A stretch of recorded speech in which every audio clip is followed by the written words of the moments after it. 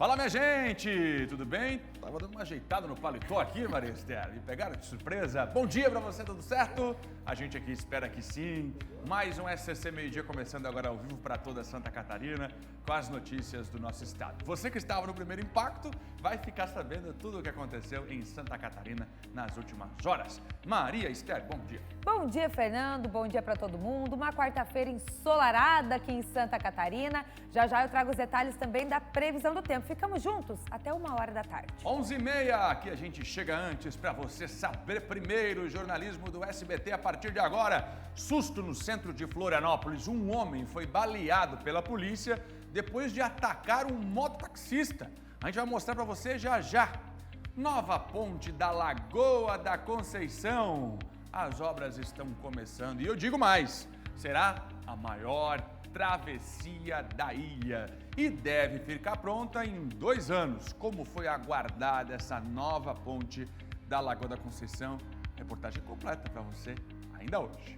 Já parou para pensar se consome realmente o que você paga pelo produto nos restaurantes? Presta atenção, a nossa equipe foi em vários estabelecimentos em Florianópolis para conferir. Sabe o que, Maristé? A batatinha frita.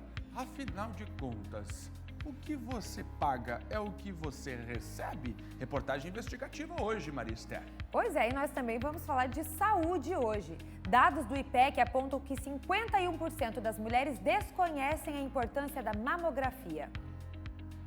Você já ouviu falar que a radiação do exame é perigosa, que ele causa machucados?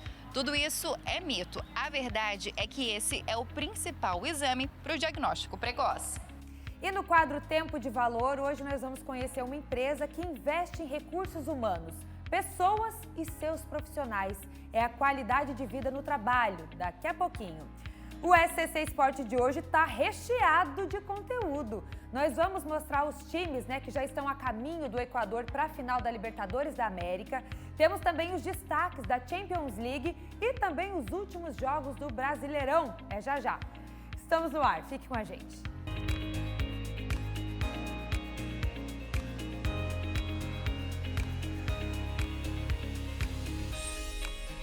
Você viu o time do Flamengo chegando lá, ô Maristé? Pois é, na verdade ali ainda é saída, Aquilo ali são os flamenguistas, o Rio de Janeiro.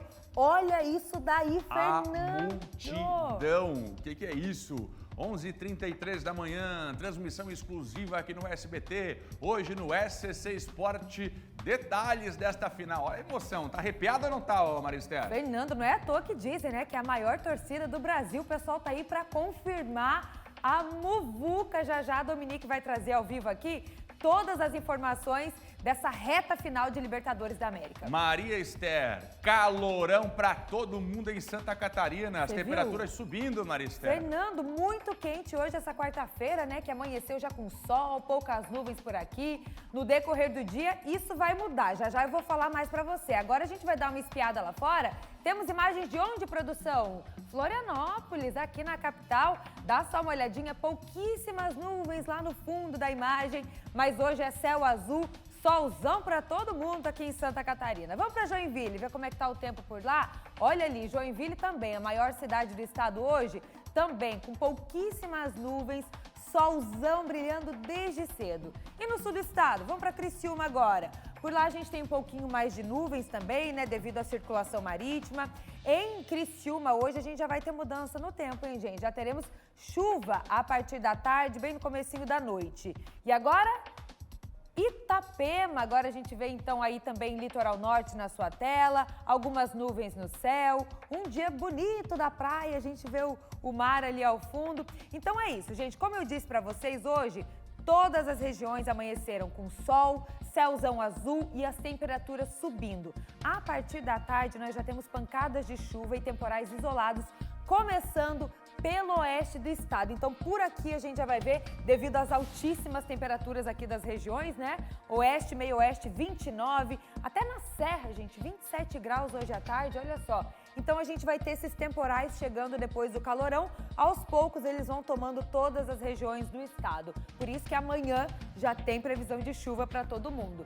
Aqui na faixa litorânea também hoje muito quente, sul do estado, Criciúma, que a gente mostrou agora há pouco ali, 30 graus de máxima. Grande Florianópolis, 28 e norte também. E no Vale, a máxima é de 29 nessa quarta-feira. Fernando? Tá dito, Marister, temperaturas subindo. Neve, confirma ainda ou não? A chance está diminuindo, Fernando. Mas ainda tem. Mas ainda existe a chance de neve na semana que vem. Você tá bem verão com esse teu look hoje, Tô, né? Marister. Maria, quem entrou em Florianópolis hoje pegou um trânsito carregado na Gustavo Richard. Inclusive, a gente tem imagens ao vivo. Daqui a pouco o Hermano traz pra gente, pra ver se já melhorou a situação na Gustavo Richard, por conta de um evento que está acontecendo em Florianópolis. Trânsito carregado. Informação para você em instantes. Tem ao vivo? Pode trazer para a tela a reportagem do SBT. Você vai vendo comigo a Gustavo Richard na saída, viu? Na saída da ponte que faz a ligação continente-ilha. Já já você vai entender por que esse trânsito movimentado na capital catarinense. Imagens ao vivo, jornalismo do SBT por todos os cantos de Santa Catarina. Um susto na BR-101. Balneário Camboriú, um caminhão bateu em um ônibus que transportava 42 estudantes de Itapema. Eles estavam a caminho do zoológico quando foram atingidos. Olha só imagens do acidente, 11h36, e a Cris está comigo ao vivo para contar como é que estão estes estudantes depois deste acidente. Diga lá, Cris, bom dia! Bom dia, Fernando. Bom dia a você de casa. Foi um susto grande, mas felizmente já estão todos bem, viu, Fernando? O acidente aconteceu ontem à tarde na BR-101, próximo ao pronto atendimento do bairro Barra, em Balneário Camboriú. De acordo com a Prefeitura de Itapema, a carreta que circulava no mesmo sentido do ônibus acabou colidindo atrás do ônibus escolar, onde estavam essas 42 estudantes, professores, monitoras.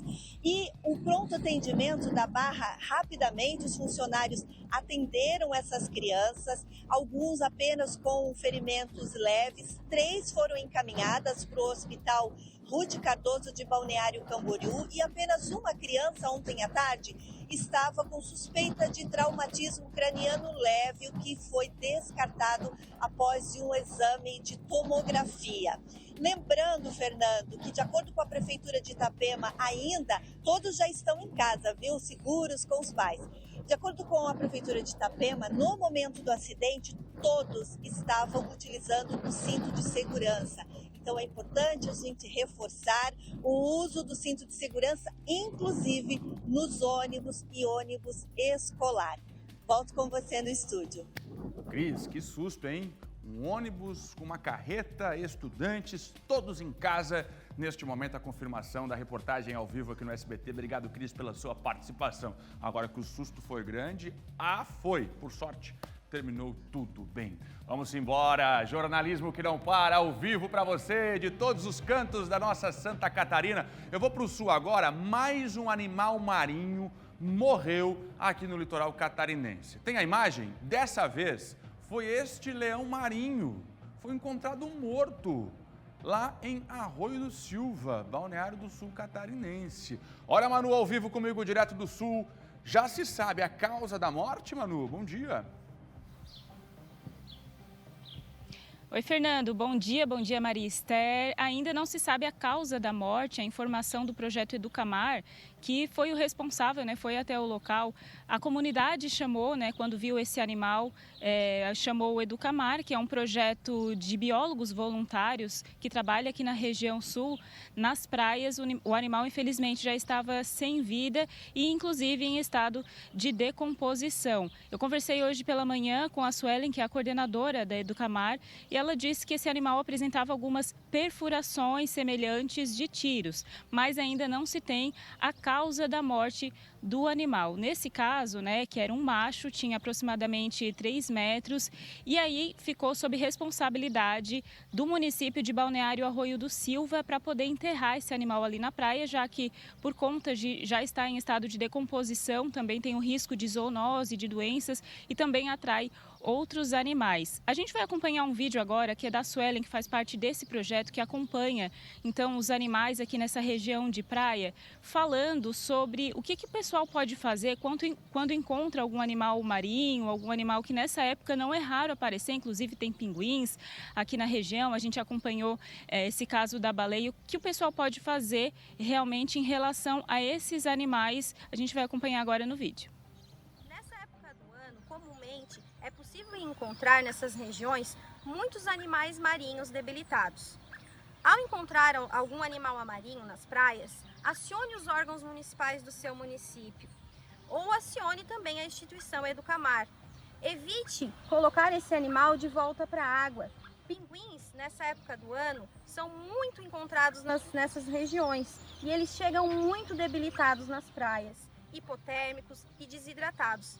E ao contrário do que muitos pensam, não se deve colocar esse animal jamais em um gelo ou em um ambiente refrigerado.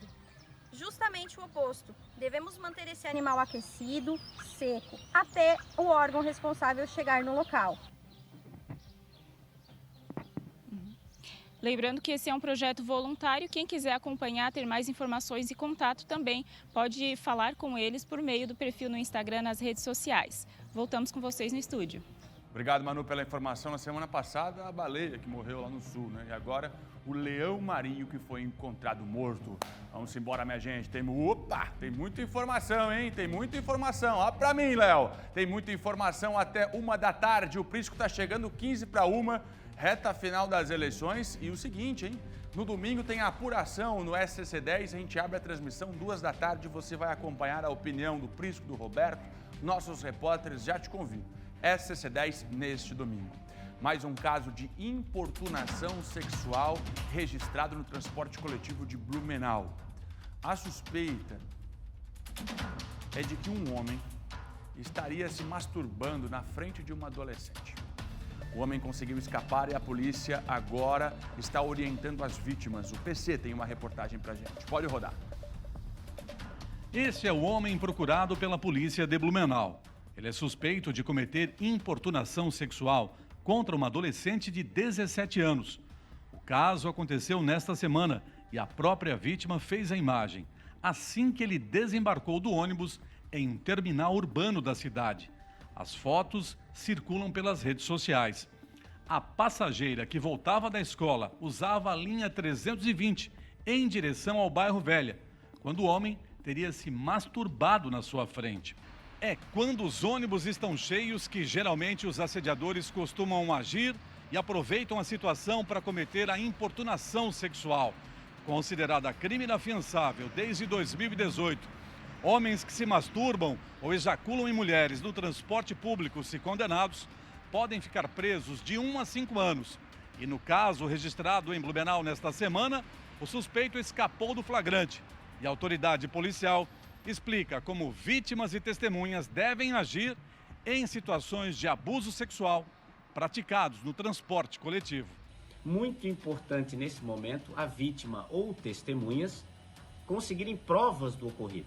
Então, a prova testemunhal é importante, em alguns casos até mesmo uma filmagem ou uma fotografia do momento em que aquele autor pratica o crime. Isso é importante para que ele possa ser preso em flagrante, conduzido a uma delegacia e autuado em flagrante delito. Assim ele vai responder pelo crime grave e também servir de exemplo para que outras pessoas, outros criminosos assim não procedam. Lohane, estudante do curso de Direito e usuária do transporte coletivo, já sentiu na pele o drama de quem sofre assédio e abuso sexual dentro de um ônibus. Eu tava assim no ônibus e um cara chegou assim e tava muito apertado. E aí ele começou a se aproximar de mim, ficou atrás de mim, começou a se esfregar em mim e pegar nas minhas pernas. O trauma daquele dia, ela carrega até hoje. A gente sempre pensa, tipo, vamos falar alguma coisa, vamos se expor, né? Só que a gente fica com muito medo, porque a gente sabe como é. E eu acabei me sentindo muito mais constrangida do que ele mesmo. Eu fiquei, tipo, o que as pessoas vão pensar? Tipo, que eu era uma pessoa fácil, por isso que ele tava fazendo aquilo comigo. Então a gente acaba sofrendo muito mais do que fazer alguma coisa em si. Nunca passei, mas hoje em dia tá feio, né? É dentro do ônibus, é na rua, é por tudo, né? Não sei o que falar. E a senhora saberia agir numa situação como essa se... Chegar e dá um tapa no rosto, pronto. Em nota, a Secretaria de Trânsito e Transportes de Blumenau lamentou o fato e declarou que repudia atos de importunação sexual contra as passageiras. A orientação do Poder Público Municipal é para que as vítimas peçam ajuda aos profissionais do transporte coletivo em casos de abuso sexual. 15 para o meio-dia. Vamos falar da nova ponte da Lagoa da Conceição, Maristela? A gente tem imagens para mostrar? A gente dá só uma olhadinha nessas obras aí, Fernando, que tem previsão de terminar nessa maior travessia da ilha em 2 anos. A maior travessia da ilha. Olha só, é um projeto, claro, que está começando agora, né?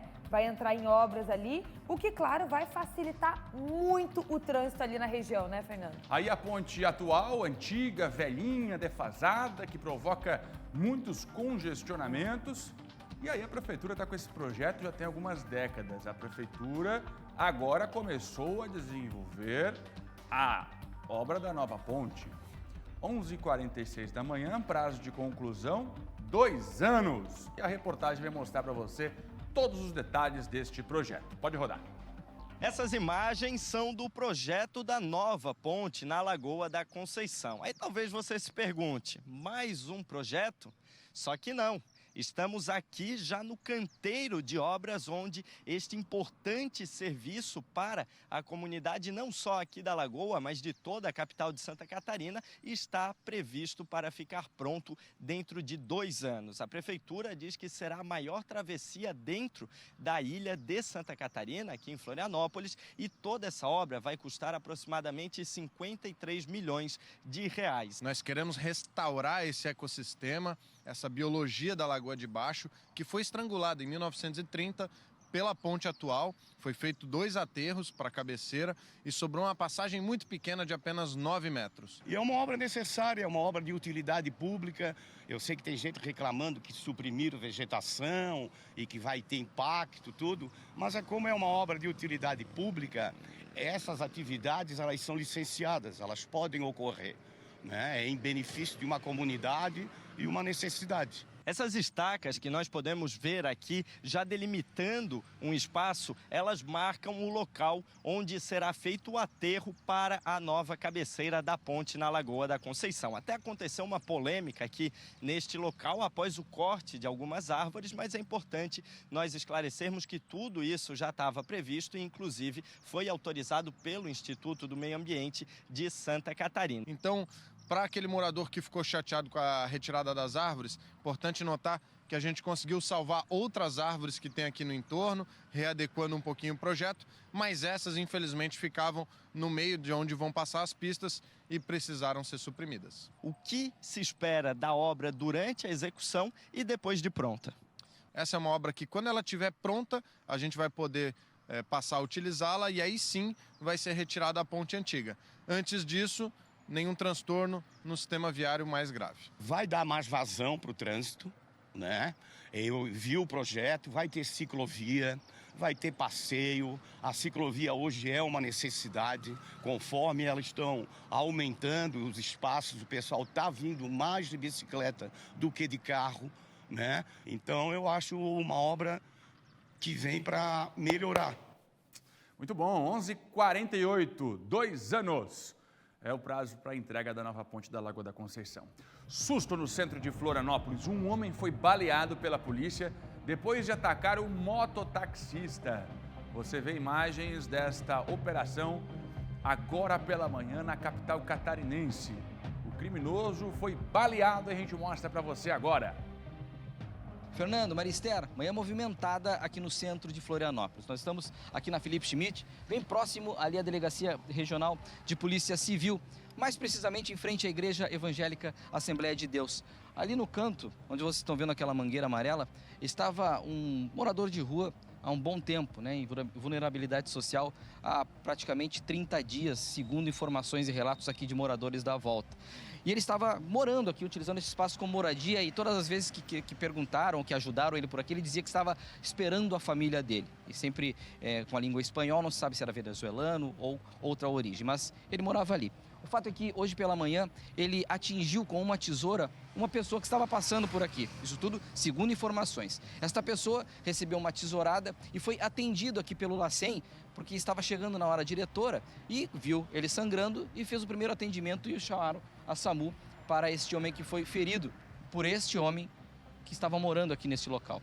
O fato é que a polícia foi acionada, então chegou ao local e, segundo relatos aqui de moradores, pessoal da região, ele estava muito nervoso e a todo momento ele estava ameaçando a polícia. Isso, informações que nós coletamos aqui com os vizinhos. E neste embate com a polícia, nesta conversa para entregar a tesoura ou a arma que ele estava, que não sei se naquele momento a polícia conseguiu saber o que ele estava utilizando, neste momento o morador aqui da volta relatou que ouviu um tiro, um disparo feito pela polícia militar que atingiu, segundo informações, a panturrilha deste homem. Ele foi encaminhado ao hospital e nós ainda não temos informações do estado de saúde e tampouco quanto à questão também do estado de saúde do homem que foi ferido por ele. O fato é que estas são as informações que aconteceram por aqui. Ficou movimentada amanhã aqui toda a região central, mas nesse momento está tudo mais calmo e agora, é claro, a gente aguarda a posicionamento, melhor dizendo, oficial por parte da Polícia Militar para saber o que de fato aconteceu e por que tiveram que agir conforme relatos com um tiro para conter este cidadão que aqui estava morando. Bem, junto à Assembleia de Deus. Aqui vocês podem ver que o pessoal fez a limpeza aqui do local, que agora há pouco pela manhã estava, é claro, sujo com sangue e com tudo que ele utilizava aqui para morar. Volto com vocês aí no estúdio. Ô Tiago, de acordo com a Polícia Militar, que acabou de mandar para a gente uma nota, a abordagem a este agressor foi feita depois dele fazer menção de avançar contra os policiais. Seguinte, ele falou, vou atacar vocês também. Esse morador de rua ameaçou os policiais e aí foi baleado na perna. Aí sim, foi contido em seguida e encaminhado para o Hospital Celso Ramos para atendimento. Ele atacou uma pessoa com uma tesourada antes da chegada da polícia. O nosso Tiago Pires, no centro de Florianópolis, na Felipe Schmidt, imagens aí do atendimento, o SAMU no momento em que chegou no centro da capital, manhã tumultuada. Já a gente traz novas informações sobre este caso. Bom, a vítima da tesourada nesta ocorrência também foi encaminhada ao hospital e passa bem. Após o tratamento, o agressor será encaminhado para a central de polícia. Aquele que deu a tesourada levou o tiro na perna. Ainda conforme a Polícia Militar, as imagens coletadas mostram o momento do ataque pelas costas e as agressões que podem configurar, sim, tentativa de homicídio, que será analisada agora durante o encaminhamento deste agressor à Polícia Civil. Ele atacou o homem nas costas com tesourada e depois foi baleado pela polícia. Bom, o Tiago no centro de Florianópolis, na Felipe Schmidt. Agora a gente vai para um outro ponto da capital ao vivo com o JP, Marister. Pois é, o maior evento de marketing e vendas da América Latina começou nessa quarta-feira em Florianópolis, é o RD Summit, que vai reunir cerca de 11 mil participantes de todo o Brasil. Fernando, eu passei ali hoje cedo, já estava assim de gente. Eu peguei muito trânsito também, você que entrou na capital do estado agora pela manhã, trânsito já na ponte, em toda a Gustavo Richard, por causa desta movimentação. 11 mil pessoas de toda a região, todas as regiões do Brasil, estão discutindo marketing, vendas, enfim. E aí, bom para a cidade, economia, rede hoteleira. Só que o trânsito complica um pouco. Vamos lá ver como é que tá, Marister? Vamos saber dessas alterações. Quem está chegando para contar tudo para a gente ali bem em frente ao Centro-Sul é a Morgana Fernandes. Conta tudo, Morgana. Bom dia para você.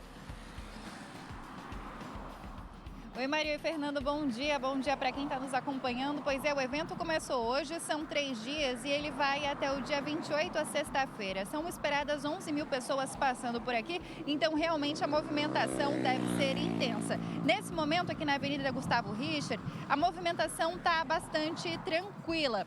Mas tem alteração no trânsito aqui na avenida. Essa faixa que a gente está mostrando para vocês, ela está fechada com cones pela Guarda Municipal para o embarque e desembarque de veículos. Então, esses carros parados aqui, tem passageiro embarcando, passageiro desembarcando por conta dessa movimentação do evento. A Guarda também está fazendo rondas aqui próximo, fazendo a orientação do trânsito, mas a principal alteração é essa. E para os motoristas, atenção principalmente nos horários de maior movimentação. 8 horas da manhã, 6 da tarde, 8 horas da noite e também 10 horas da noite. Mas, por enquanto, é isso. O pessoal chegando e saindo do evento e movimentação dentro do normal aqui na Avenida Gustavo Richter.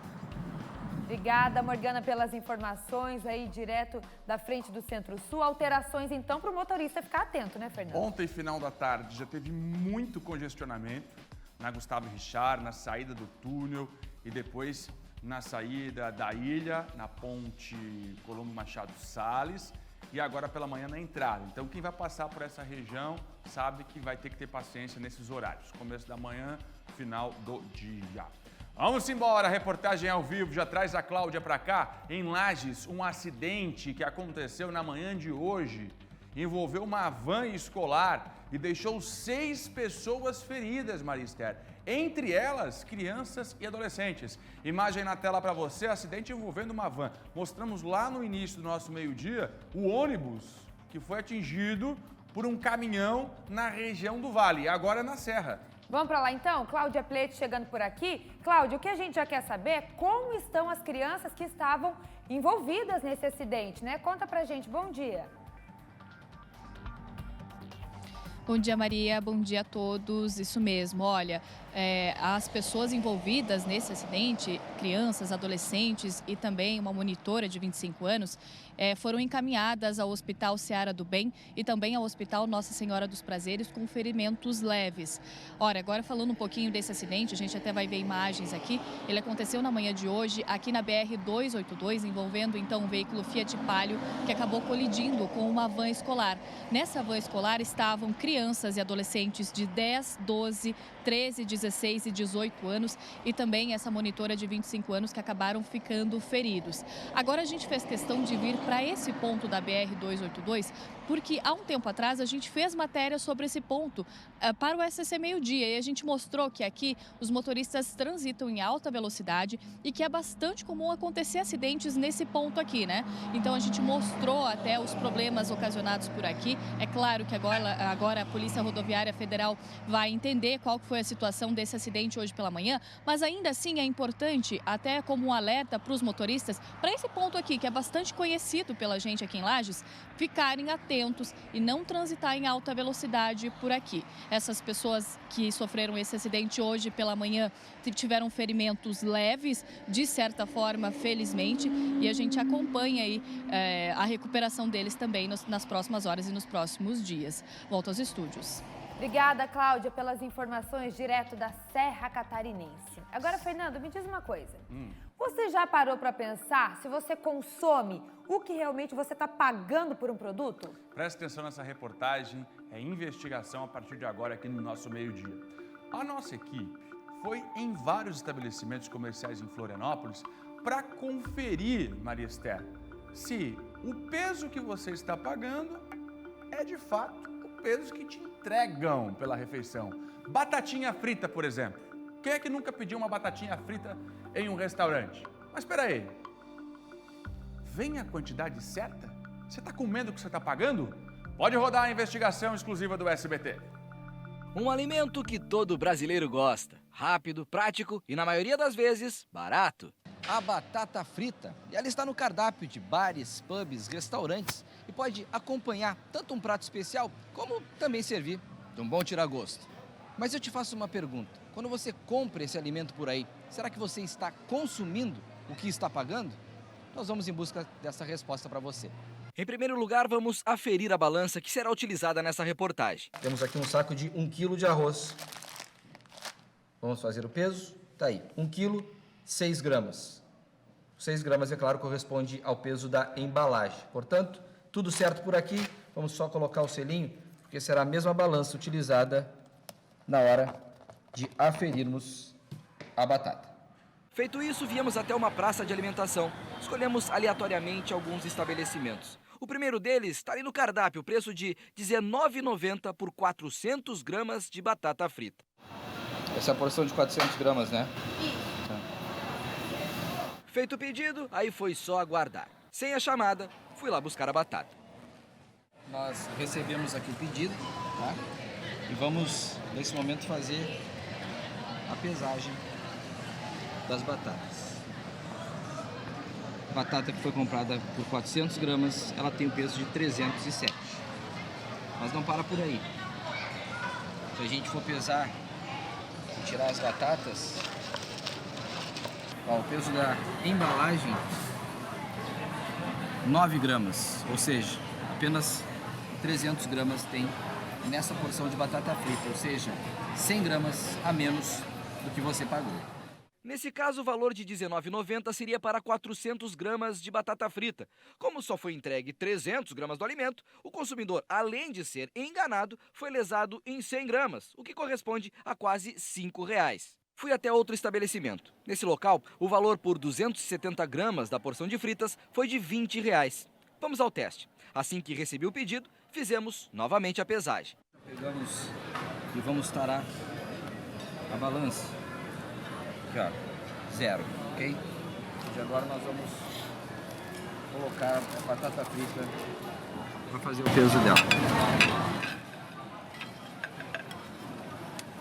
295 gramas, ou seja, neste estabelecimento eles entregaram 25 gramas a mais do que o que eles cobraram, que eles registraram no cardápio. Tá de boa, parabéns. Bom, como sou desconfiado, brasileiro, não desisto nunca, vou fazer o teste mais um. Neste não consta a quantidade no cardápio, que já está errado. Mas questionei a atendente, que me confirmou que aquele valor era referente a 350 gramas de batata frita. Para registrar, perguntei novamente. 350, né? Isso.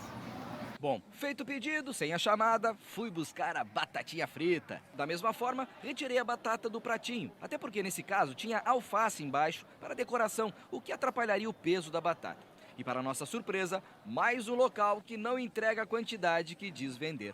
Na balança, 303 gramas. Para ser bem exato, 47 gramas a menos do que deveria ter. Nessa situação, o valor de R$ 27,90 seria referente aos 350 gramas. Como foi entregue apenas 303 gramas da batata, o consumidor, nesse caso, foi lesado em R$ 3,75. Bom, e nesse caso ainda tem um agravante de não estar explícito no cardápio ou em algum lugar no momento da compra a quantidade que está sendo vendida, ferindo o artigo 6º do Código do Consumidor. E é exatamente pelo consumidor que viemos até o PROCON para entender como devemos agir diante de situações como essa que flagramos. Quando se sentir prejudicado em situações como essa, que ele vê que o produto não tem as especificações que é estabelecida no cardápio, por exemplo, é 400 gramas, ele acha que não tem essa quantidade, tem menor, o que ele deve proceder? Ele deve verificar e comprovar isso para denunciar no PROCON. Então, se ele conseguir fazer um vídeo, né, pedir para o estabelecimento comercial para pesar o produto na frente do consumidor e ele gravar essa pesagem. Com essa prova, ele vem até o PROCON e faz a denúncia, né, para podermos assim agir. Porque sem a prova, o PROCON fica incapaz de poder agir, porque não temos como comprovar isso. E, geralmente, quando vamos fazer fiscalizações, o estabelecimento acaba colocando aí a quantidade correta e não conseguimos daí autuar o estabelecimento. Segundo o PROCON, uma das explicações utilizadas por alguns comerciantes é de que na hora da pesagem do alimento, a quantidade de gelo altera o peso. Fato que o cliente nada tem a ver com isso. Para o consumidor não interessa o peso que o consumidor está pagando, se é 400 gramas, ele tem que receber essa quantidade. Ou seja, o estabelecimento já tem que calcular esse percentual de perca que ele vai perder na produção, né? Se ele vai ter que fritar, de repente, 500 gramas para ter 400 gramas. Então, ele tem que já proceder dessa forma para entregar de forma correta ao consumidor aquilo que ele compra. O Código de Defesa do Consumidor, ele estabelece, ele determina que o consumidor é obrigado a mostrar ao consumidor a quantidade e o preço que ele está vendendo. E nessa infração, né, ele não cumprindo aquilo que ele está vendendo e comprovado pelo PROCON que isso não está acontecendo, o PROCON pode autuar, gerar o auto de infração e, consequentemente, multa ao estabelecimento comercial. Dito isso, exerça seu direito. O negócio é ficar atento. Assim como a batatinha frita, outras porções também podem ter variação no peso. Então, fique ligado, para que a próxima refeição não pese mesmo no seu bolso. Você sabe que agora, Tiaguinho, a vontade é da gente sair de casa levando a balança junto, né? E monitorar tudo. Monitorar. Maria, em um dos casos, R$ 5,00 de prejuízo. Não, e só na batatinha. Só na batata. Aí você pensa, se for somando de 5 em 5, tanto que a gente não pode ser lesado ao longo do dia, né? Muito bom esse trabalho, Thiago Pires, produção do SBT. Você precisa saber. E aí? Quer investigar algo? Manda para cá a sugestão. Muito bom o trabalho de investigação do nosso meio-dia. Vamos seguir por aqui porque agora tem um recado para você de casa. Cleiton Ramos está chegando aqui, convidando todo mundo para o primeiro impacto. Olha só. Que trilha é essa? Ei, é o Fernando Machado e Maria Esther. Ai, que medo! Olha o que a gente faz, rapaz. Pois é, quinta-feira, Primeiro Impacto Santa Catarina tem matéria sobre Halloween.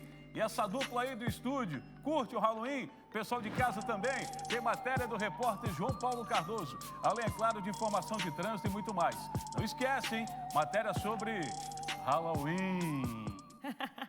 Esse Cleiton Ramos, né, faz coisa, como diz Dona Maricotinha.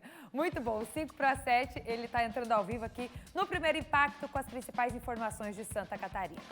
Agora a gente vai falar de qualidade de vida no trabalho. Quem não quer, né? Nada mais justo. Afinal, é onde nós passamos boa parte do nosso tempo. E por falar nisso, está chegando agora mais um episódio do nosso quadro semanal Tempo de Valor. Hoje nós vamos conhecer uma empresa que investe em recursos humanos, investe em pessoas e investe em seus profissionais. Olha só. Investimento em bem-estar também ocorre dentro das empresas e corporações. Confira a reportagem e na volta tem dicas para trazer mais equilíbrio para a sua vida financeira. Essa empresa na área industrial de Palhoça atua desde 2015 com importação, fracionamento e distribuição de matéria-prima para medicamentos. De lá para cá, viu a demanda aumentar e muito. E o número de colaboradores também, de 18 para 178. Por isso, aqui o capital humano também é alvo de investimentos. Quando eu entrei na Active, éramos 3. Hoje eu tenho uma equipe de 50 pessoas. É uma tarefa difícil, não é fácil. Eu tenho pessoas de 18 a 47 anos, então é cada um com o seu jeito, cada um com a sua cultura, mas é sempre respeitando todos, cada um com a sua particularidade, que eu acho que é o que faz a gente crescer e estar onde a gente está. A empresa desenvolve diversas atividades pensando no bem-estar dos contratados, espaço para lazer, descanso, atividade física, treinamentos e o cuidado com as equipes, mentalidade que também reflete na produtividade do time. Acontece essa integração, né? Então, além de promover o bem-estar, a saúde do colaborador, que não vai deixar com que ocorra as doenças ocupacionais, eles também estão se integrando, né? Então, realmente engloba toda a empresa, todo mundo ganha.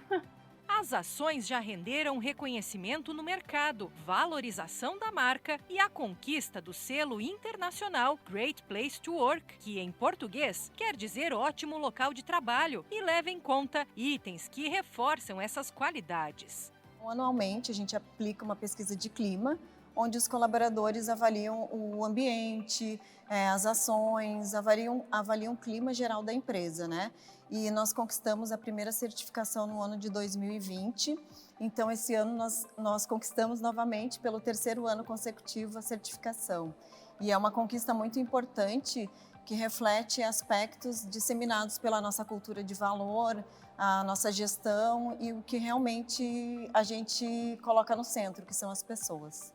A preocupação com a saúde física, mas principalmente mental, não é à toa. O assunto é cada vez mais presente no mundo corporativo.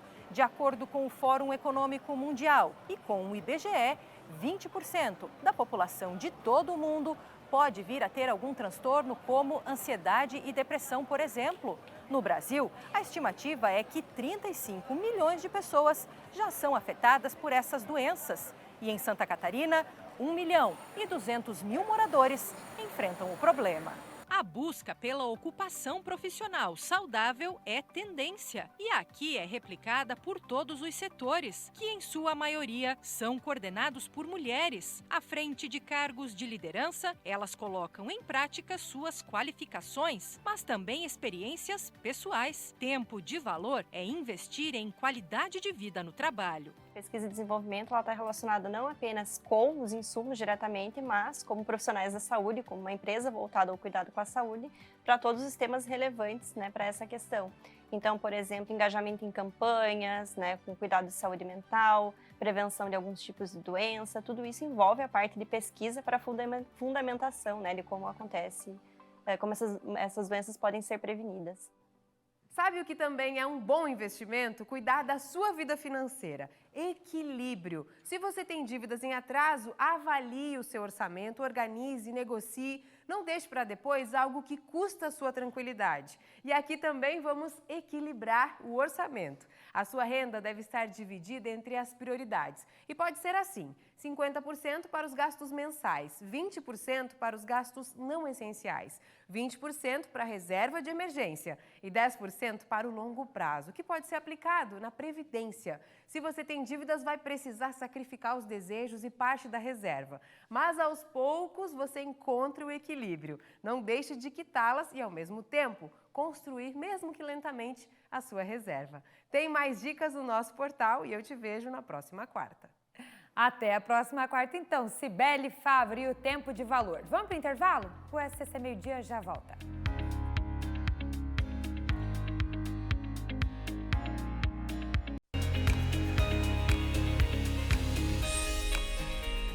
Estamos de volta com o SCC Meio-Dia. Olha, começaram nesta terça-feira as disputas dos Jogos Estudantis da Primavera de Blumenau.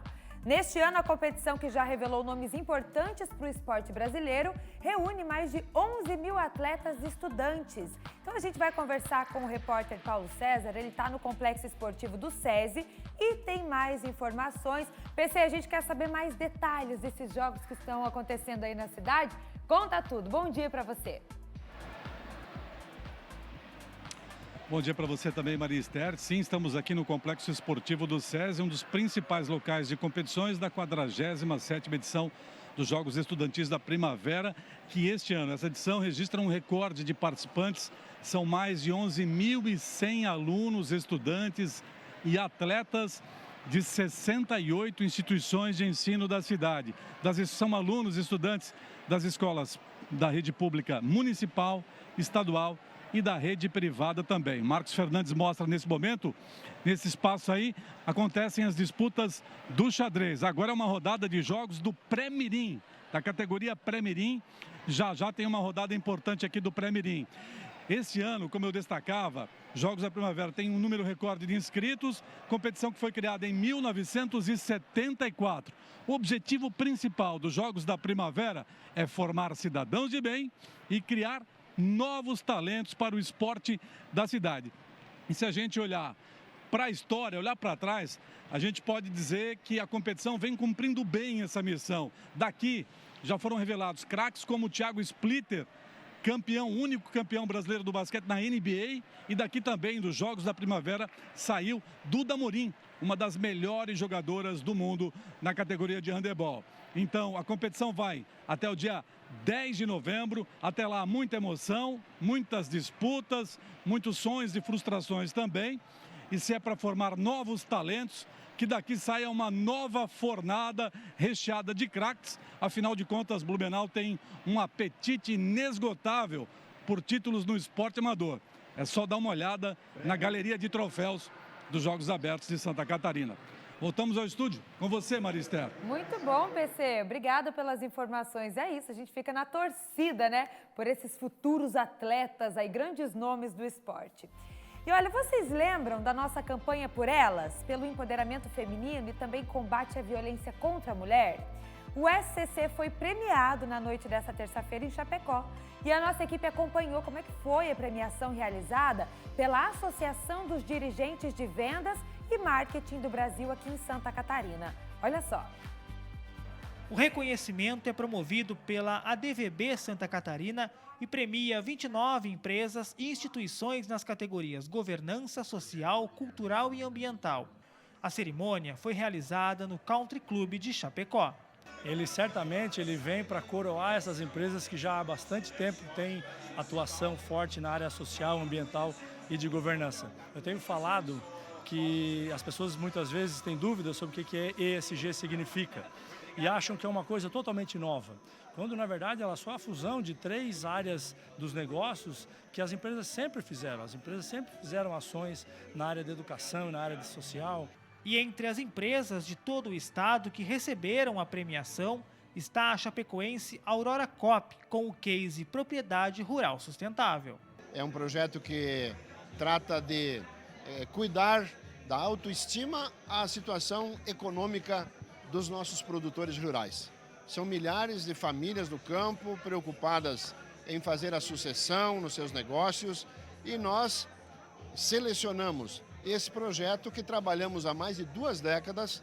Já o Sistema Catarinense de Comunicação, o SCC, conquistou a premiação com a campanha Por Elas, Você Pode, Nós Podemos, que teve início em outubro do ano passado e falou sobre o combate à violência contra a mulher e o empoderamento feminino.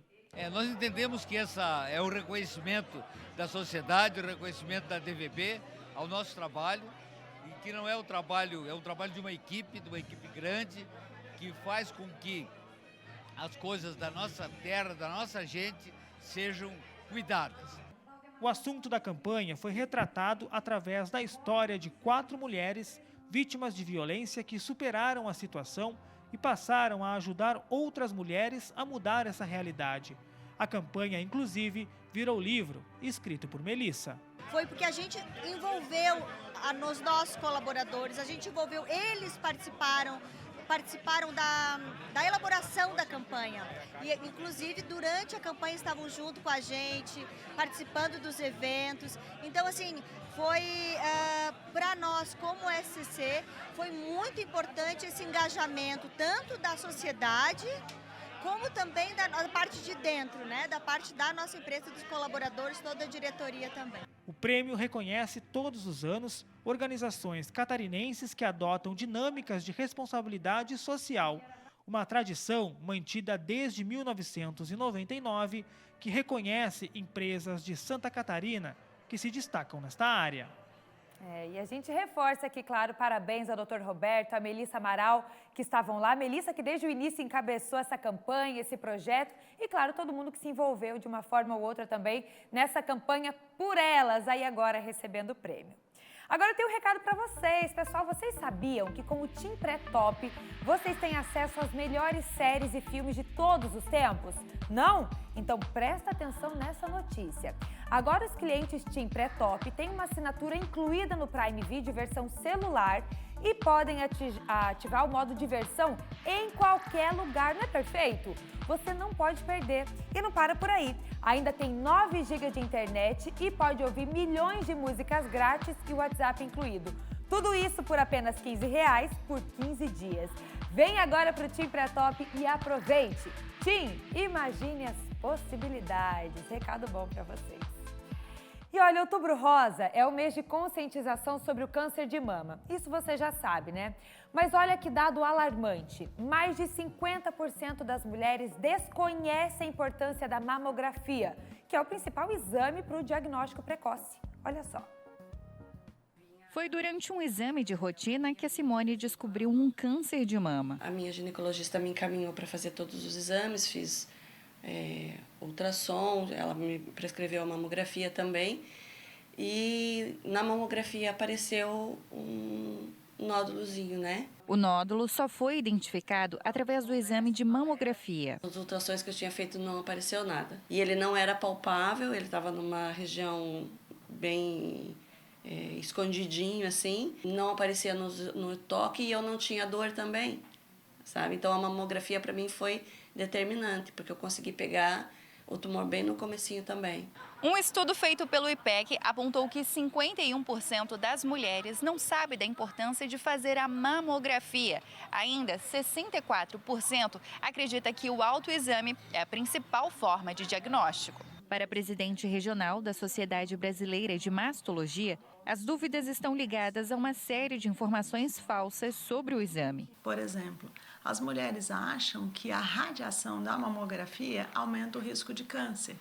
É fato que radiação aumenta o risco de câncer, mas não nessa dose da mamografia com intervalo anual. Nesse cenário de informações equivocadas, ela acaba achando que a mamografia não é um exame importante, quando na verdade é o exame mais importante da mama.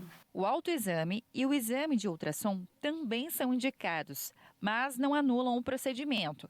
Segundo os especialistas, a mamografia deve ser feita a partir dos 40 anos de idade anualmente.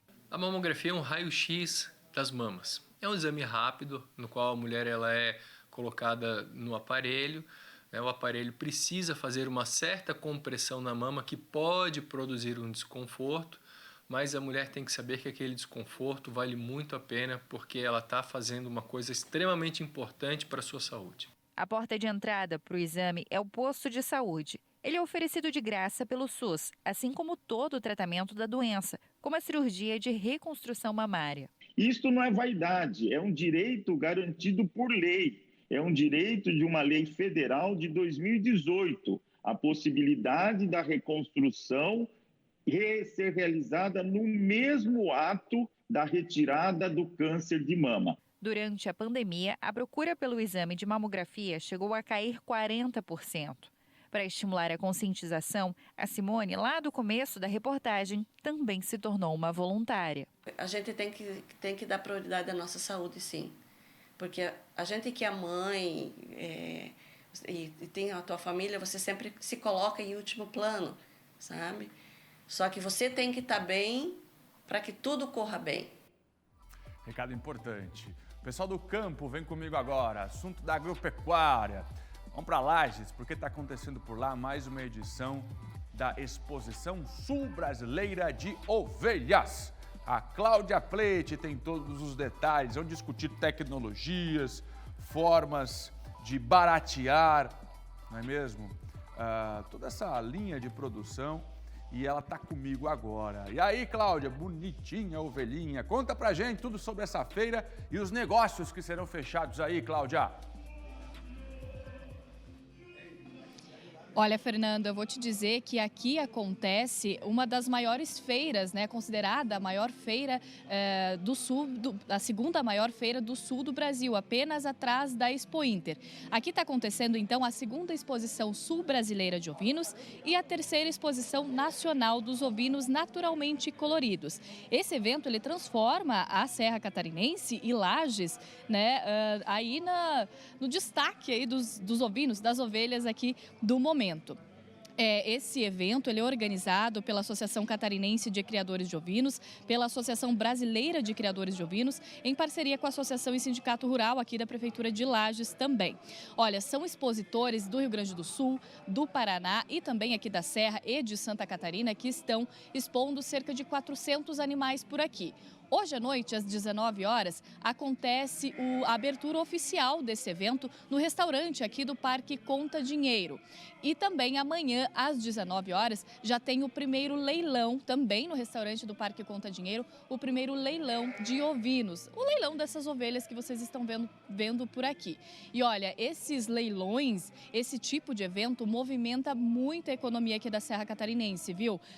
Esperado nesse evento agora uma movimentação econômica de cerca de R$700 mil por aqui, somente aí até nesses dias de feira, que vai até o dia 29 desse mês, até sexta-feira.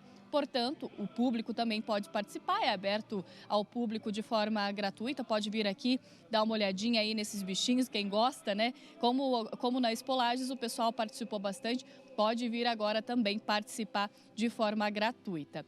Volto aos estúdios. Boa, Cláudia. Bons negócios na Serra Catarinense, na Feira de Ovelhas. A Ana Paula Bittencourt está chegando comigo agora. Abre para mim aqui, meu caro Alexandre, porque direto da redação do SCC10, a nossa Ana Paula Bittencourt tem as notícias que repercutem por lá. Chip da beleza. Tá dando o que falar na internet. Deu errado?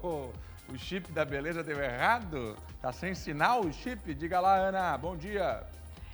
Bom dia, Fernando. Não é bem esse chip, né, Fernando? O chip da beleza é um dispositivo que foi desenvolvido para atuar no tratamento da endometriose, Fernando. Mas esse implante hormonal ganhou fama na internet para fins estéticos, principalmente para perda de gordura e ganho de massa muscular. No entanto, Fernando, o uso do chip da beleza não é autorizado pela Anvisa nem pelo Conselho Federal de Medicina, porque não há estudos científicos que indiquem a sua eficácia para esses fins estéticos. No nosso portal, Fernando, no scc10.com.br, a gente traz todos os detalhes sobre esse assunto, benefícios, efeitos colaterais dessa técnica aí que está muito falada nas redes sociais e que a gente não sabe exatamente como ela funciona. Então a gente entrou em contato com um especialista e ele está trazendo todas as dicas para a gente lá no nosso portal. chip da beleza, os hormônios. Eu coloquei, mas estava estragado o meu, não deu muito certo. Lead Talks. Fernando, nessa quarta-feira, Lito Aguiar, o CEO da agência BI, é o convidado de Delton Batista no Lead Talks Liderança para o Futuro. Beber direto na fonte, vamos... No papo, os desafios do marketing digital e do mercado para o profissional da área. Confira um trechinho. Beber direto na fonte, vamos dizer assim, desse conhecimento, é primordial para você estar atualizado. A academia te passa o conceito, te passa o direcionamento, mas quem vai trilhar esse conteúdo específico vai muito do profissional. A entrevista completa e outros assuntos sobre o mercado de trabalho, inclusive, Fernando, nas notícias em destaque, lá no nosso SCC10, tem um post com mais de 500 vagas para a área de tecnologia. Todos os detalhes, então, do Lead Talks e outras informações da área de trabalho no scc10.com.br. Fernando. Domingo no SCC10, 14h, apuração das eleições. Espero você lá. Tchau, Ana. Marista.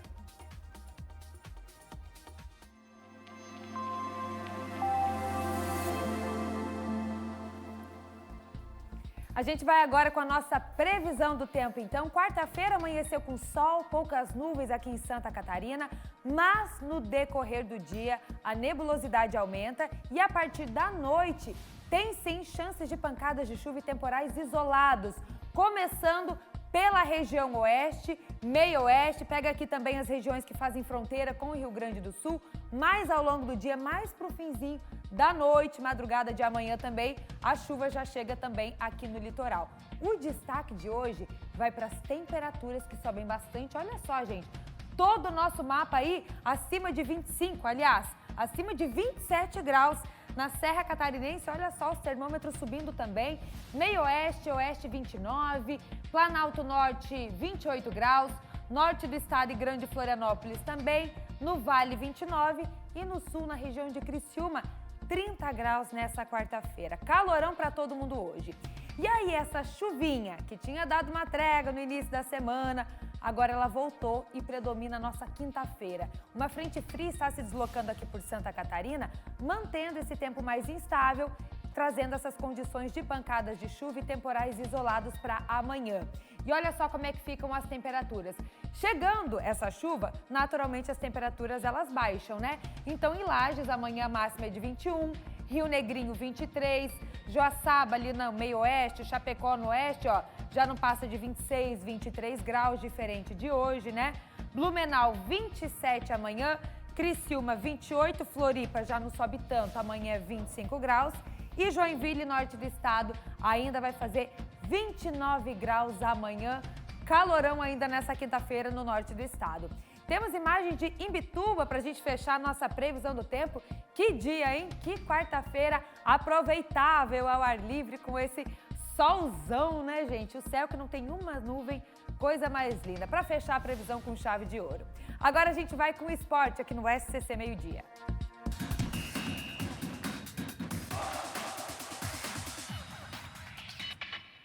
Dominique já chegou por aqui. Domi, hoje o esporte tá muito recheado, né? Bom dia. Bom dia, Maria. Semana cheia, né? De Champions League, Libertadores da América. Então tem muita coisa para passar pro pessoal. Então já vamos começar falando de Brasileirão. Nessa terça-feira teve 2 confrontos e o que não faltaram foram gols. Bora ver. Na luta pelo título, o Palmeiras precisava da vitória sobre o Atlético para buscar ser campeão ainda nessa quarta. Mas no primeiro tempo, o Furacão deu um banho de água fria no Verdão, quando o zagueiro Matheus Felipe, de fora da área, marcou um verdadeiro golaço no ângulo e abriu o placar. Na segunda etapa, Abel deixou o time mais ofensivo e funcionou. Após roubada de bola, Endrick passou para Scarpa, que deixou tudo igual no placar. E a virada da equipe paulista veio com o menino prodígio. Endrick, de cabeça, marcou seu primeiro gol no profissional. E para finalizar, também de cabeça, Gustavo Gomes marcou o terceiro. Fim de jogo, 3 para o Palmeiras, 1 para o Atlético. E olha, após a partida, Endrick falou sobre seu momento na equipe profissional. Estudo, estou estudando ainda, estou no primeiro ano. Até os torcedores falaram, né, vai estudar, não é hora de criança estar acordada, né? Mas, cara, isso tudo é pelo meu sonho. É como minha mãe fala, cara, sempre trabalhar, né? E graças a Deus, Deus está me guardando com a armadura de Efésios 6, está me protegendo. E agora é seguir em frente, né? Com os pés no chão e muita humildade. Com a cabeça na final da Libertadores, o Flamengo conquistou a 4ª vitória seguida no Brasileirão, jogando dentro de casa contra o Santos. O jogo envolveu muita polêmica por conta da arbitragem, que, segundo reclamações dos jogadores visitantes, errou na marcação de um pênalti, e esse mesmo lance gerou um contra-ataque, que levou ao primeiro gol do Flamengo. Pedro de letra abriu o marcador. Aos 7 minutos do segundo tempo, em cruzamento na área, Alex, de cabeça, descontou para o Santos. Aos 32, após jogada de Gabigol e Arrascaeta, a bola sobrou para Marinho, que bateu para marcar o segundo do Flamengo. E aos 41 minutos, o Flamengo ainda ampliou a vantagem com Arrascaeta. E no finalzinho, Carvajal marcou um golaço de fora da área, sem chance para o goleirão Diego Alves. Fim de jogo, 3-2 para o Flamengo. E olha só, com essa vitória do Palmeiras, o time pode até ser campeão hoje, caso o Internacional ou o Corinthians tropecem. Agora a gente fala de Champions League. PSG marcou uma verdadeira goleada no Maccabi Haifa e está nas oitavas de final da Champions. O João Venturi tem os detalhes. Se o Maccabi Haifa soubesse o que lhe esperava, talvez nem tivesse ido a Paris. Ao contrário da torcida israelense, que coloriu e incendiou o Parque dos Príncipes. A fumaça chegou a paralisar a partida, mas não conseguiu esconder o show do PSG, principalmente do trio de ataque. Messi, quase sem ângulo, achou espaço para marcar o primeiro. Mbappé, por cobertura, o segundo. Neymar, com um gol escancarado, o terceiro. Nem a cabeçada de Sek, que estufou as redes de Donnarumma, diminuiu a velocidade da equipe da casa. Messi fez 4-1 antes do intervalo. E depois foram mais 3. No final, goleada do Paris Saint-Germain por 7-2 e classificação às oitavas de final antecipada. Na última rodada, o PSG enfrenta a Juventus com o adversário italiano já eliminado. Ainda assim, o jogo tem uma enorme importância, porque define a primeira colocação do grupo. E o Benfica também está de olho nela. A equipe portuguesa se garantiu na fase de mata-mata, duelo suado contra a Juve. O Benfica chegou a abrir 4-1. Os italianos fizeram 4-3, mas não impediram a derrota. Noite de glória no Estádio da Luz. A Juventus se despede da Champions League na fase de grupos, um feito que não acontecia havia 8 anos. No grupo E, o Chelsea ganhou do RB Salzburg e com um lindo gol de Havertz, que garantiu os Blues na próxima fase da competição, 2-1. A última rodada da fase de grupos da Champions acontece na semana que vem. Então, semana que vem tem mais Champions League. E a contagem regressiva para a Libertadores já começou. Agora pela manhã, as equipes saíram com destino a Guayaquil. A festa da torcida dos finalistas da Libertadores começou hoje cedo. No Rio de Janeiro, a festa começou por volta das 5 horas da manhã, onde o Ninho do Urubu ficou pequeno para todos os apaixonados que foram repetir o Aeroflá de 2019 e 2021. Onde os torcedores acompanharam a saída do ônibus da equipe durante todo o percurso até o aeroporto do Galeão. E em Curitiba, por volta das 10 horas da manhã, o encontro entre jogadores e a torcida aconteceu no aeroporto Afonso Pena. O elenco chegou a descer do ônibus e caminhou em um corredor em meio aos torcedores que deram o último apoio antes da decisão desse sábado. Tá chegando, galera, dia 29, sábado. A gente tem um encontro marcado, final da Libertadores da América. Você, é claro, assiste aqui na tela do SCC SBT. E hoje a gente acompanha Theo José lá em Guayaquil. Bora conferir o diário do Theo.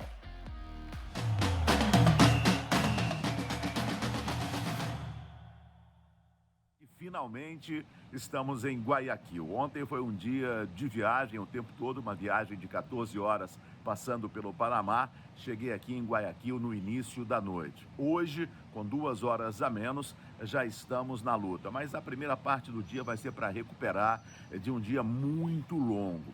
Eu estou aqui no hotel da equipe do SBT, que fica ao lado do rio Guaias, que é o rio que passa em toda a cidade de Guayaquil. Na verdade, o rio que dá vida a Guayaquil, ele está próximo aqui mesmo do mar, o mar fica próximo à cidade de Guayaquil. O que deu para a gente ver ontem à noite, quando saí para jantar nas ruas aqui da cidade, muitos torcedores do Flamengo e alguns torcedores do Atlético Paranaense. A expectativa com quem a gente conversa, pessoal de turismo, pessoal aqui da cidade, é de cerca de 12 mil torcedores do Flamengo e 3.500 torcedores do Atlético Paranaense. Não deveremos ter o estádio cheio com torcedores das duas equipes. Muitos ingressos estão sendo distribuídos aqui em Guayaquil. E no Estádio Monumental ainda tem muita obra a ser feita até sábado. Com relação à meteorologia, ela indica que não deve chover no sábado. Na hora do jogo,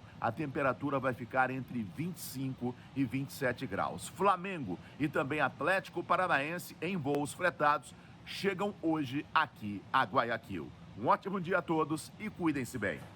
E a gente continua acompanhando o Diário do Theo. O esporte está acabando, mas antes eu tenho uma dica para te dar. O confronto entre seleções do Mister e o resto do mundo vai começar. Você está preparado? Nosso técnico Zeca Pagodinho convocou todo brasileiro e brasileira para entrar em campo junto com o Mr. Jack. Na Copa, em milhares de outros eventos esportivos, todos os dias, em MrJack.bet, seu palpite vale muito. E se ele for certeiro, o saque é instantâneo, entra literalmente em segundos. Além disso, as melhores cotações do mercado, atendendo em português 24 horas por dia e depósitos a partir de R$1. Isso você só encontra no Mr. Jack. Chegou sua hora de vestir a camisa amarelinha e entrar em campo com o Zeca Pagodinho, a seleção do Mister e o Brasil todo. Tá com o Brasil, tá com a seleção do Mister. Desafie-se em MrJack.bet.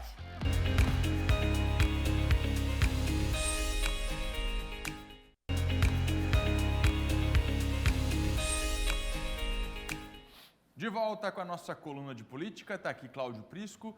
Antes de qualquer coisa, domingo a gente vai estar aqui 2 da tarde no SCC10 com a transmissão das eleições.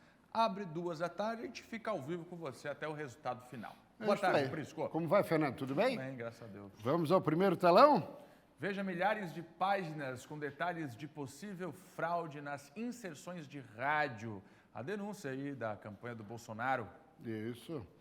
A Audiência, aquela empresa catarinense, né, lista os nomes das emissoras, as cidades, frequências em que funcionam, além dos horários, até os segundos das propagandas. Pois muito bem. A denúncia feita pelo ministro Fábio Faria, das Comunicações, com o esquema que resultou em profundo desequilíbrio de forças na campanha eleitoral presidencial neste segundo turno, está acompanhada de, literalmente, milhares de páginas. No documento entregue ontem, cobrado por Alexandre de Moraes, entregue ontem pela defesa de Bolsonaro. Relatório da empresa Audiência. Nos documentos, a empresa, Fernando, de auditoria, lista não apenas quantas rádios burlaram a regra que prevê exposição igualitária, claro, a ambos os candidatos. A auditoria expõe o quão falho é o controle do TSE. No Nordeste, por exemplo, a empresa verificou 1.122 emissoras e apenas 37, 3,3%, cumpriram o que determina a legislação eleitoral com a mesma quantidade de inserções entre os dias 7 e 14. A campanha do presidente Jair Bolsonaro teve mais inserções em 94, equivalente a 8,38% das emissoras. E a campanha de Lula foi favorecida em 991, o equivalente a 88,32% das rádios pelo Nordeste. A mesma situação se repetiu na região Norte, com 289 emissoras monitoradas e apenas 9, 3,11%, cumprindo a legislação. 26, 9%, com mais inserções para Jair Bolsonaro. E 254, 87,89%, favorecendo Lula com maior número de propagandas. É algo gravíssimo, seríssimo, que coloca em xeque a legitimidade, a legalidade, o tratamento isonômico no processo eleitoral brasileiro, que pode estar maculado diante dessa situação. Próximo telão. Fernando Machado, temos aí os 4 principais jornais do país: Globo, Folha, o Estadão e Valor. Nem uma citação de capa sobre o assunto. Nenhuma citação, nada, nenhuma referência a esse assunto. Rádios são concessões públicas. As rádios têm obrigação de gravar toda a programação, no mínimo, por um período de 30 dias. Chamada censura. Ou seja, isso vai ficar evidenciado. E por que mais no Norte e no Nordeste, especialmente no Nordeste? O Nordeste é comandado pelo PT e pela esquerda. Lula ganhou nos 9 estados nordestinos. Lá, muitas emissoras de rádio funcionam basicamente, ou à base exclusivamente, ou quase que totalmente, por verbas da administração estadual, do respectivo estado. E agora, diante do assunto, que é sério, é crime, estão abrindo a boca, estão dando nomes de figuras da administração estadual dos vários estados, petistas. O negócio está começando a esquentar, a chapa está fervendo. Próximo telão. Mas agora a mídia ao natural terá que noticiar. Por quê? Porque o TSE exonerou hoje pela manhã o servidor responsável pelas inserções da propaganda eleitoral. Olha a ironia, o prenome dele é Alexandre Machado.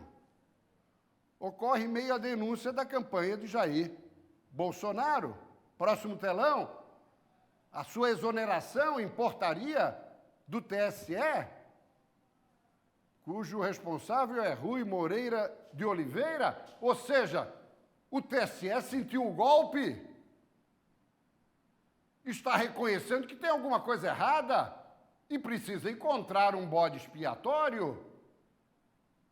O cidadão foi demitido hoje pela manhã, recolheram a credencial dele, botaram para fora do TSE. Só que ele não calou a boca. Aonde ele foi? Na Polícia Federal. Próximo telão. Se puder ler, Fernando, por gentileza. O depoimento à Polícia Federal do assessor exonerado do TSE, Alexandre Gomes Machado, explica possível motivo para a demissão. Alexandre Machado, assessor responsável por inserções de propaganda eleitoral, acredita que tenha sido exonerado pelo Tribunal Superior Eleitoral nesta quarta-feira por informar, em 2018, que existem, abre aspas, falhas de fiscalização e de acompanhamento na veiculação de inserções da propaganda eleitoral gratuita. O motivo consta em um documento obtido por o site, né? Veja que ele já vinha alertando o TSE desde 2018. E a responsabilidade pela fiscalização das inserções, das candidaturas, é do TSE. E a advertência é de 4 anos atrás. E agora? Como se faz? Se estamos a 3 dias do término da propaganda eleitoral gratuita, como restituir este tempo subtraído da candidatura Jair Bolsonaro? Próximo telão.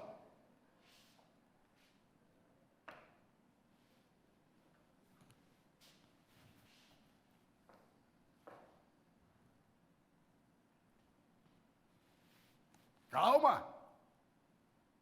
Estamos observando. O TSE não se manifestou, apenas demitiu o servidor. Nenhuma palavra até agora. Estão tentando encontrar uma saída. Será que há saída? Já tem gente defendendo a transferência do segundo turno para a data habitual, em outros tempos mais remotos, 15 de novembro. Será que o TSE vai bancar isso?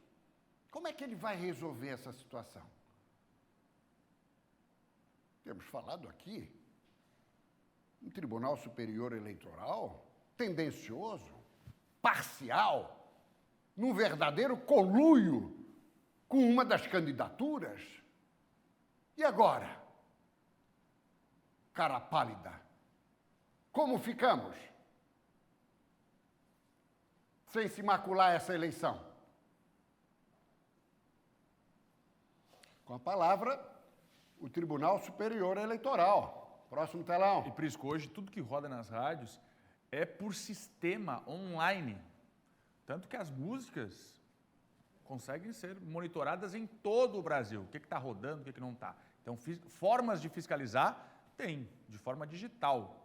Aí é o mapa. Mapa do Nordeste. Aí é o mapa. É o mapa do Nordeste. Vermelho, a cor do PT, porque foi aí, quase que um país à parte, em que Lula da Silva abriu a vantagem que permitiu chegar à frente de Jair Bolsonaro no segundo turno. Sério. Quadro delicado. Quadro delicado. Vamos ver como é que o Tribunal Superior Eleitoral vai sair dessa. Vamos lá. Tem um texto do Guzzo. Por favor, Fernando. Jamais houve uma campanha eleitoral como essa e nem uma sucessão presidencial tão suja. O TSE conduz a eleição como se ela fosse um evento interno do PT, no qual quem dá as ordens é Lula, colunista Guzzo. Nem precisa anunciá-lo e falar dele, que já comentamos muito sobre a sua trajetória de mais de 50 anos no jornalismo brasileiro. Tem uma carta aberta. Agora eu gostaria que você lesse, publicada no Estadão, ok? Porque ela é precisa. Eu não conseguiria colocar de maneira tão precisa como fez Guzzo. Por favor. A censura demente. O STF e a sua polícia eleitoral, o TSE, destruíram a honestidade da eleição presidencial. O Supremo Tribunal Federal e sua polícia eleitoral e o TSE destruíram por completo a honestidade da eleição presidencial a ser decidida no dia 30 de outubro. Estão favorecendo agora de forma aberta um dos candidatos, o ex-presidente Lula. Para isso, violaram as leis brasileiras, expropriaram o horário de propaganda eleitoral para entregar ao seu escolhido o tempo que cabe legalmente ao adversário e, pior do que tudo, deram a si próprio poderes de censor que são absolutamente proibidos pela Constituição Federal. A eles ou a qualquer autoridade do Brasil. É o ataque mais ruinoso à democracia que o país já sofreu desde a proclamação do AI-5 em 68. Mas a censura que impuseram à imprensa e a todos os 215 milhões de cidadãos brasileiros não tem precedentes, nem nos piores momentos da ditadura, em matéria de brutalidade,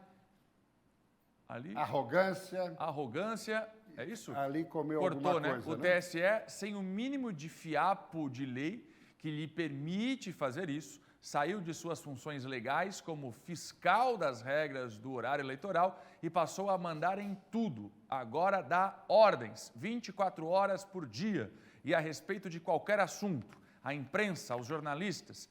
No fim das contas, a qualquer brasileiro que queira abrir a boca para dizer alguma coisa contra Lula nas redes sociais ou onde for. Subscrevo integralmente a manifestação de Guzzo, acrescentando o seguinte: essa inédita escalada autoritária contra a mídia regular decorre especialmente do fracasso da justiça eleitoral no combate à fake news e à desinformação. Essa que é a realidade. Estão que nem baratas tontas, muito embora com convicção e firmeza deliberada em favorecer uma candidatura. Mas estão perdidaços os ministros do TSE. E o brasileiro perplexo, petrificado, atônico com o que acontece. Tem uma notícia do antagonista E também. veja bem, veja aí, Fernando, em decisão inédita, federações do sistema de justiça brasileiro declaram apoio a candidato no segundo turno das eleições, carta aberta à sociedade. Ali embaixo, as 3 entidades. Se já não bastasse o que está à luz do dia, que é o comprometimento do judiciário eleitoral, da justiça como um todo, Supremo Tribunal Federal, mas da justiça eleitoral em particular, o TSE, se não bastasse essa identificação, essa ligação com uma candidatura, agora 3 entidades, de forma inédita, como eles falam, vêm publicamente manifestar apoio a Lula da Silva. E sabe por quê, Fernando? Essas 3 entidades englobam 256 mil funcionários do judiciário brasileiro, nas várias instâncias, federal e estadual. Sabe por quê que estão manifestando apoio? É porque teve congelamento dos salários nos últimos 2 anos por parte do governo Bolsonaro. Sim, o que vocês queriam? São regiamente pagos, altos salários, e queriam, em meio à pandemia e à guerra internacional, ter reajuste de salário? Estão preocupados com a reforma administrativa que Bolsonaro prometeu, ou seja, cuidando do seu. São privilegiados, cheios de vantagens, e aí apoiam Lula da Silva, deixando um cristalino o engajamento do judiciário em uma candidatura presidencial.